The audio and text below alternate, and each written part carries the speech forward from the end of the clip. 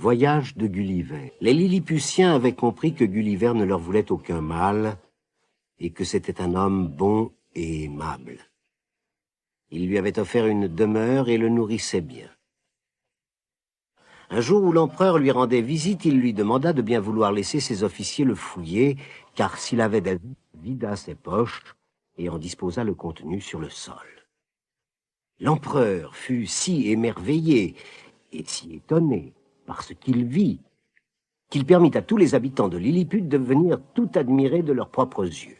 Et maintenant, dit l'empereur Golbasto, vous serez libre de vous déplacer dans notre île.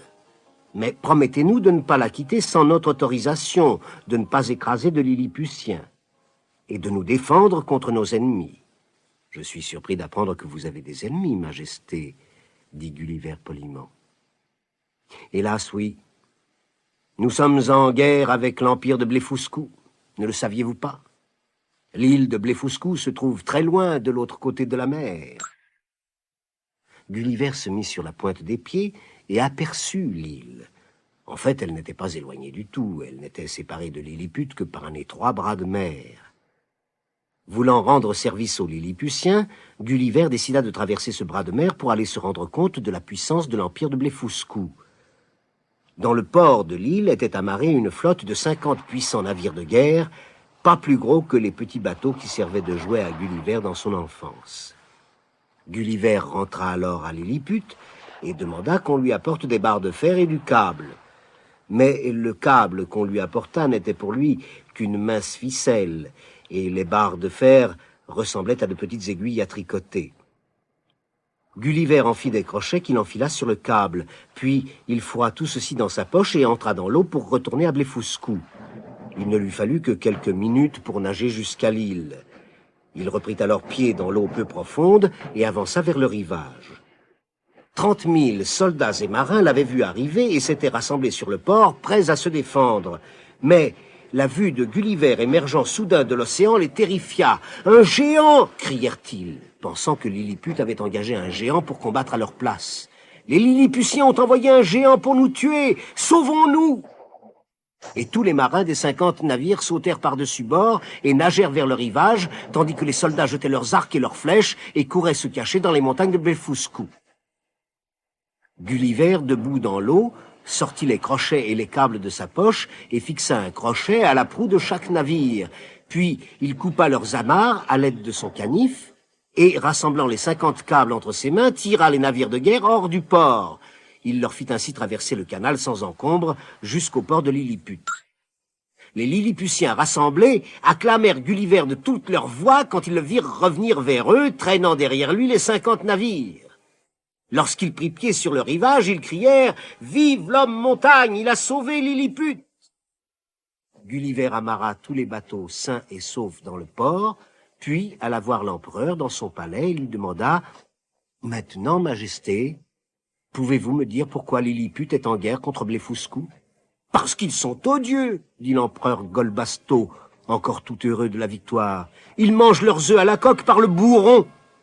Imaginez-vous cela? Quelle habitude répugnante! Mais maintenant qu'ils sont battus, nous allons les obliger à manger leurs œufs en brisant le bout pointu. » Gulliver n'en revenait pas. « Et vous vous battez pour cela ?» cria-t-il. « Si j'avais su, jamais je ne vous aurais aidé. » Gulliver se sentit soudain très seul parmi ce peuple qu'il ne comprenait pas. Et il désira encore plus rentrer chez lui.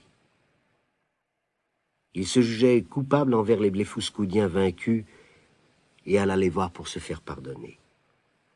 Mais lorsque l'empereur Golbasto apprit que Gulliver s'était rendu chez l'ennemi, il se mit dans une violente colère. « Trahison !» hurla-t-il. « C'est une trahison! Il a trahi Lilliput, il mérite la mort! Empoisonner sa boisson, brûler sa maison! Il est capable à l'heure qu'il est de manger son œuf par le bourron !» Le Premier ministre fit valoir qu'il était utile d'avoir un géant sous la main. « Je ne pense pas que nous ayons raison de le tuer, Majesté, dit-il. « Très bien, coupa Golbasto. Alors je lui ferai arracher les yeux. » Et le héros de la cour fut chargé de proclamer cette nouvelle. Gulliver revenait justement de Blefuscu. Étendu sur la plage, il faisait sécher ses vêtements au soleil. Le héros s'approcha de lui, joua un air de fanfare et lut à haute voix un parchemin. « Ô homme montagne, traître étranger, le glorieux empereur Golbasto a décidé de te faire crever les yeux. » Gulliver se redressa et fixa le héros avec étonnement. Celui-ci lui chuchota « L'empereur t'accuse d'avoir trahi Lilliput. Les archers royaux te crèveront les yeux avec leurs flèches acérées demain à midi. À toi de décider ce qu'il te reste à faire. » Gulliver rassembla vite le peu qu'il possédait, traversa la ville en courant et se rendit au port. Là était amarré le navire de guerre de l'empereur, le plus grand de toute la flotte de Lilliput.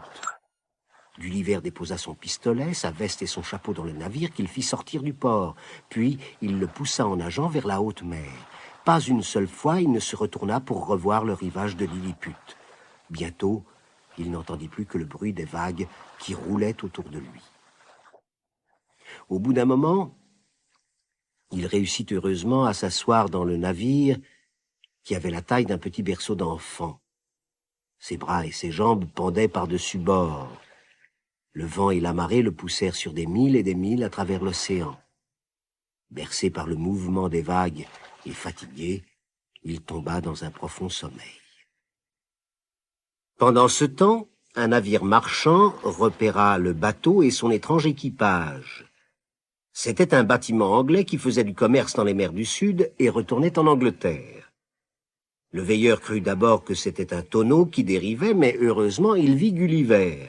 Aussitôt, une chaloupe fut envoyée à son secours. Une fois à bord avec son navire miniature, Gulliver remercia le capitaine de lui avoir sauvé la vie et lui raconta ses extraordinaires aventures à Lilliput.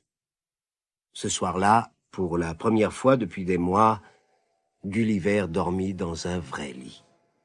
Après un long voyage, ils arrivèrent enfin à Londres, où Gulliver retrouva sa famille.